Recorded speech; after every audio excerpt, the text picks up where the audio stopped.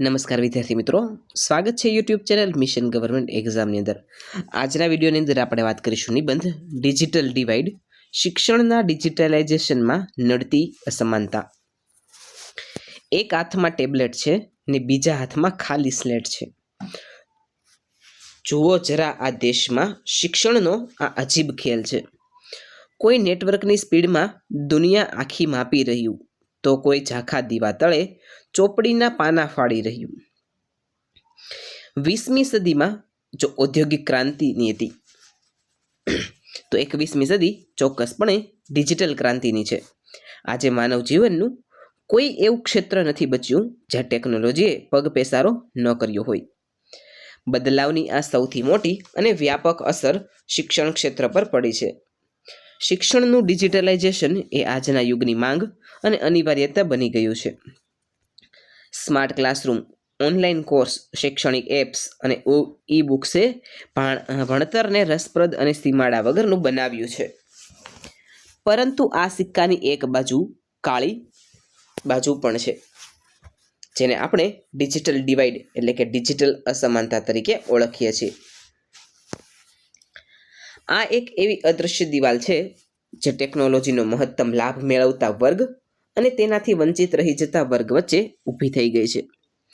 શિક્ષણના ક્ષેત્રમાં આ અસમાનતા એક ગંભીર પડકાર બનીને સામે આવી છે, જે ભારતના સમાન શિક્ષણના સપનાઓને રોળી રહી છે। ડિજિટલ ડિવાઇડ એટલે માત્ર કમ્પ્યુટર કે ઇન્ટરનેટ હોવું કે ન હોવું એટલું જ નથી, તે સાધન સંપન્ન અને સાધનવિહીન લોકો વચ્ચેની ખાઈ છે।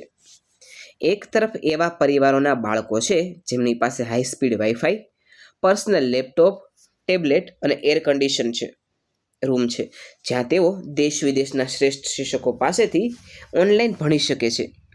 બીજી તરફ એવા પરિવારના બાળકો છે જેમના ઘરમાં આખા પરિવાર વચ્ચે માત્ર એક સાદો સ્માર્ટફોન હોય છે અને તેમાં પણ રિચાર્જ કરાવવાના પૈસા હોતા નથી। ઘણીવાર તો ગ્રામીણ વિસ્તારોમાં ઇન્ટરનેટના નેટવર્ક માટે બાળકોને ઘરના છાપરા પર કે ગામના પાદરે આવેલા ઝાડ પર ચડવું પડે છે। આ હૃદયદ્રાવક નથી, પરંતુ આપણી શૈક્ષણિક વ્યવસ્થાની લાચારીને દર્શાવે છે। નેટવર્કના ટાવર શોધતા બાળપણ ક્યાંક ખોવાય છે। ભણવું છે જેને દિલથી એ ઓનલાઈન ક્લાસમાં રોવાય છે। નથી લેપટોપ કે નથી સ્માર્ટફોન એની પાસે, નસીબ એનું રોજ ગરીબીના આંસુએ ધોવાય છે। આ અસમાનતા માત્ર ભૌતિક સાધનો પૂરતી મર્યાદિત નથી, તે ભૌગોલિક અને આર્થિક સ્તરે વધુ ઘેરી બને છે।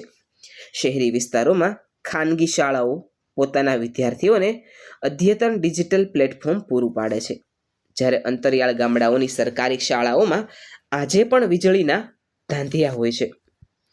કમ્પ્યુટર લેબ તો દૂરની વાત છે, ક્યારેક બેસવા માટે પાકા ઓરડા પણ હોતા નથી।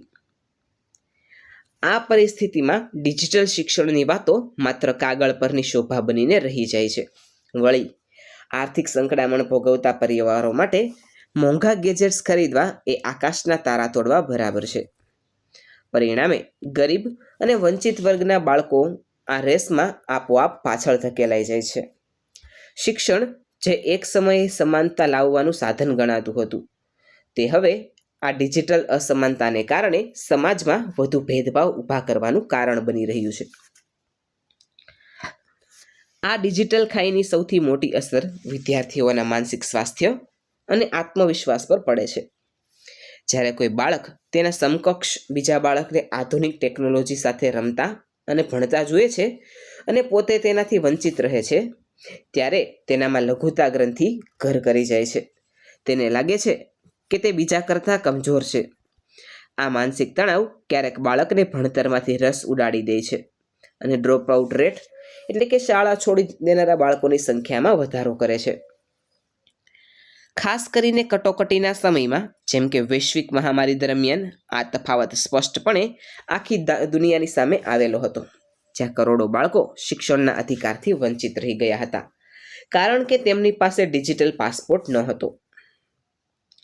બીજો એક અગત્યનો મુદ્દો ડિજિટલ સાક્ષરતાનો છે। માત્ર સ્માર્ટફોન હાથમાં આવી જવાથી કોઈ ડિજિટલ રીતે સાક્ષર નથી થઈ જતું। ગ્રામીણ અને ગરીબ પૃષ્ઠભૂમિ ધરાવતા વાલીઓ પોતે ટેકનોલોજીથી અજાણ હોય છે, જેથી તેઓ પોતાના બાળકોને ઓનલાઈન ભણતરમાં મદદ કરી શકતા નથી. એટલું જ નહીં, શાળાના શિક્ષકો પણ ઘણીવાર આ અચાનક આવેલા ડિજિટલ બદલાવ માટે તૈયાર હોતા નથી.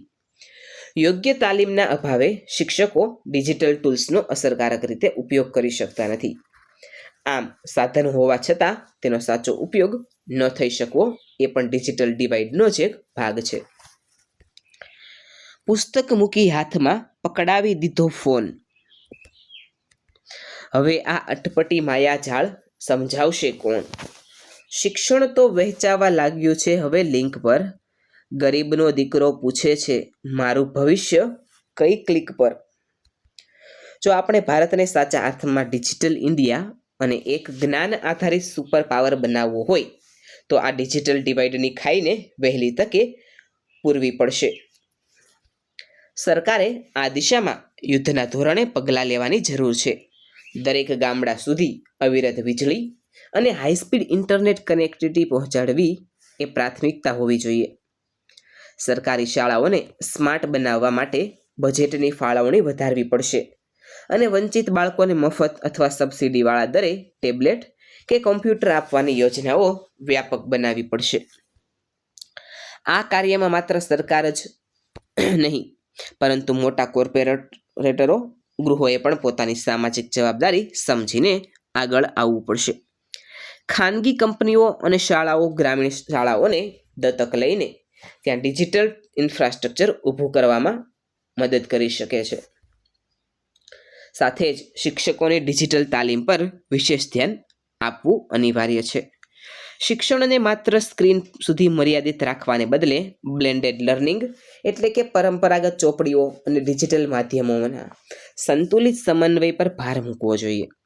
સ્થાનિક ભાષાઓમાં ગુણવત્તાસભર ડિજિટલ કન્ટેન્ટ તૈયાર થવું જોઈએ, જેથી ભાષાના કારણે કોઈ બાળક પાછળ ન રહી જાય.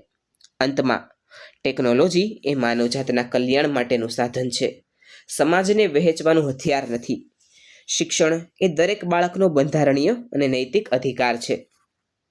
પછી ભલે તે મહેલમાં રહેતું હોય કે ઝૂંપડીમાં. જ્યાં સુધી દેશના છેલ્લા છેડાના બાળક સુધી ડિજિટલ શિક્ષણના કિરણો નહીં પહોંચે, ત્યાં સુધી આપણો વિકાસ અધૂરો અને એકતરફી રહેશે.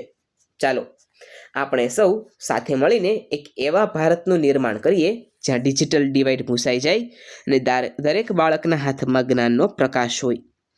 અંતરિયાળ આ આભમાં એક નવો સૂરજ ઉગાડવો છે. ડિજિટલ આ અસમાનતાનો ભેદભાવ મારે ભૂંસવો છે. ભણશે કલમ અને ક્લિક સાથે દેશનો દરેક બાળક. એવા સમરસ શિક્ષણથી જ બદલાશે ભારતની કાળ. વિદ્યાર્થી મિત્રો, આજનો વિડીયો આપને કેવો લાગ્યો છે તેની કોમેન્ટ સેક્શનમાં જરૂરથી જણાવજો. આવા જ એક અન્ય નવા વિડીયો સાથે આવતીકાલે ફરીથી મળીશું. Thanks for watching.